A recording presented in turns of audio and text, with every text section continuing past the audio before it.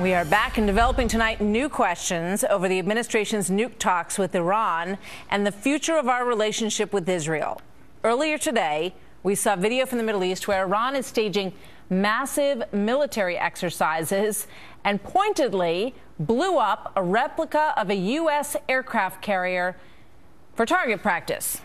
When the president's national security advisor, Susan Rice, had a turn in front of the cameras, her biggest concern seemed to be next week's congressional visit by the Prime Minister of Israel. Here's what she said.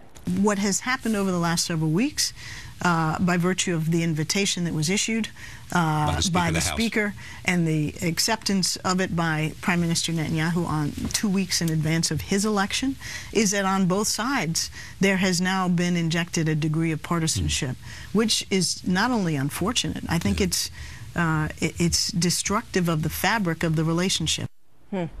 Chief White House correspondent Ed Henry live at the White House on this. Ed? Good evening, Martha. What's fascinating is the administration used to at least feign that things were going relatively okay with the Israeli prime minister, even in the depths of some of the very chilly meetings that the president's had with the prime minister in recent years, or the early stages of this current dispute. Speaker John Boehner going around the White House, inviting the prime minister to speak to Congress. They would at least say, look, we have some speed bumps here, but the relationship with Israel is strong. Now the niceties are being dropped. The gloves are coming off, and the diplomatic game of saying, look, everything is fine, is just done. Remember, the vice president's already said he's not going to attend the prime minister's speech to Congress next week. They're not sure if anybody from the White House is even going to go to AIPAC, that big American-Israeli Public Affairs Committee meeting here next week that Netanyahu will also address. And after that barb from Susan Rice last night, it was interesting at a congressional hearing today, the Secretary of State John Kerry went out of his way to attack Netanyahu on the issue of Iraq from years ago, while the prime minister himself again said he's not backing down. Listen.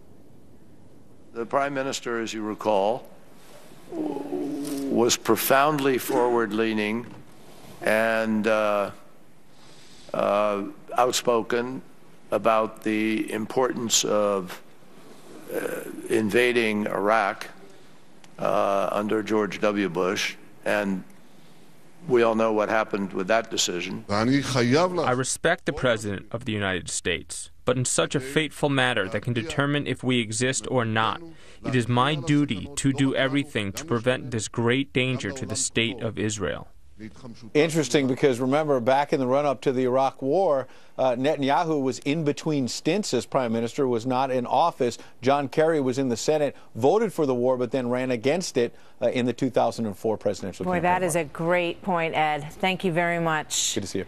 You too. Joining us now, Dana Perino, co-host of The Five and former White House press secretary for President George W. Bush. Dana, what is going on? Where are the adults?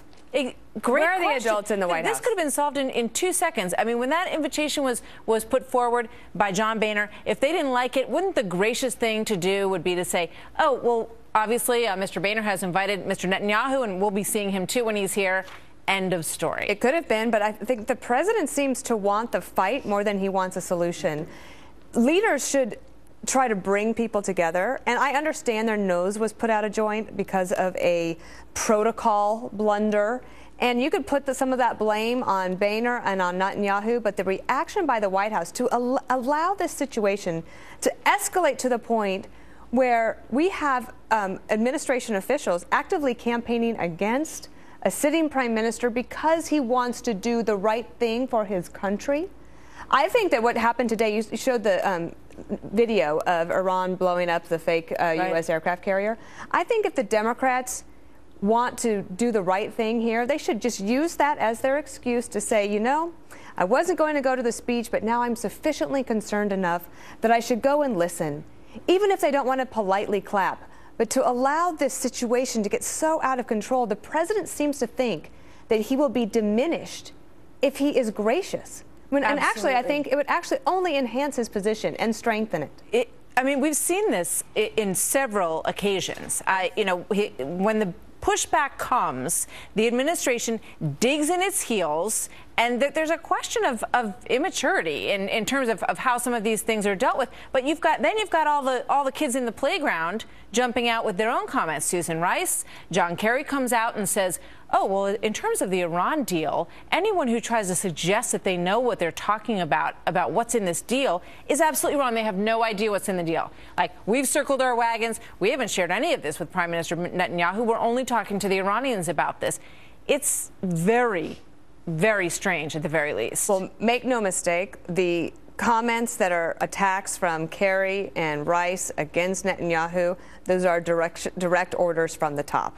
Okay, so I have tried to sort of say, oh, it's the staff thing. It's not a staff thing. This is coming from the top. I always learned in the Bush administration that the best thing to do in a diplomatic dispute is to praise in public, criticize in private, to try to keep your fights and your arguments so that we're all focused on the same goal, because the issue is Iran is tyrannical, it is anti-Semitic, it supports and funds terrorist activity, it is an Islamist regime. We should focus on the substance. This isn't about the oversized egos of men, it's about the future of mankind. So the right thing to do would be to man up, go to the speech, accept that there was a political and a protocol blunder, and move on. For the goodness of all of us. It's too late for that, though, Dana. I mean, I don't think they can put this thing back in the box at this point. I think they could, and that's why I was suggesting that if they are looking for a way out, if I was at least the Democrats in the House and the Senate, and you had been invited to the speech, but you were on the fence of whether or not you would go, I think that you should just do the right thing and say,